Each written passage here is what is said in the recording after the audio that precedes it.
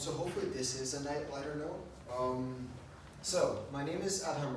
I'm a first year engineering science student, and here's a fun fact about me. I hate bricks.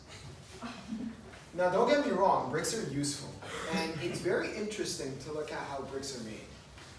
Now, a brick is essentially a mixture of clay, water, some other substances that are pressed into shape by a hydraulic press and that are fired in a kiln to harden.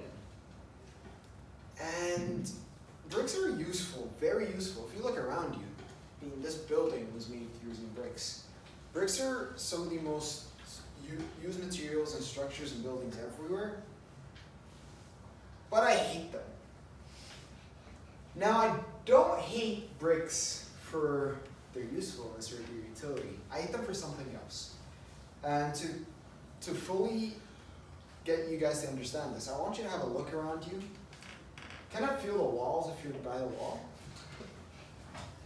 The thing is, you'll notice is that if you take one brick, isolate a single brick, it is no different to the countless other bricks that are around it. I don't hate bricks for their utility, I hate them for what they represent. To me, bricks represent idleness, they represent conformity, and they represent mediocrity, to put it lightly. Now, if you look at a single brick, if you isolate a single brick, it actually kind of reflects on us humans. Now, we can look at bricks two ways, one of two ways. The first way is that bricks can represent us, how we've been through hardships to be in the place we're in, essentially reflecting on the process of hardening and shaping. Or we can look at it as society kind of putting us through a vicarious modeling for us to meet societal needs and excluding any sort of uniqueness a la Harrison Bergeron.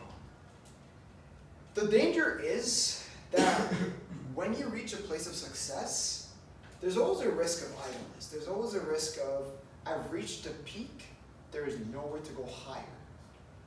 And that risk represents my biggest fear. I hate bricks because they represent my biggest fear. And that is idleness, not expanding my horizons. And the reason I'm using my fear in my icebreaker is because, personally, I believe that the one way, the most crucial way to getting to understand a person is through their fears. Humans are wired to avoid talking about their fears, to avoid facing what they perceive as challenges, and act accordingly.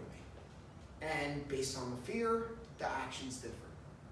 Now, to truly understand a person, look for their fear. What does this person fear the most? Is it darkness? Is it falling? Is it, and it can be very, very mundane, but it really shapes who the person is, and the ice truly breaks between you guys. Now, let's look at me. I hate bricks because they represent idleness. If you see me outside of this classroom, you're going to see me as a person who has an insane work ethic, although all of us have an insane work ethic if we're here, but a truly insane one. I don't know how to rest. I don't know how to sleep if I feel like I'm behind. It puts me in a cycle of it gives me sort of tunnel vision. And it's crazy, it's insane. And I know it's insanity, but I can't stop because I don't want to be a brick. Let's take an example that everyone knows, BlackBerry. A company that was at the peak of the smartphone market, collapsing because they didn't update their software, didn't update their technology, and now they are making security systems.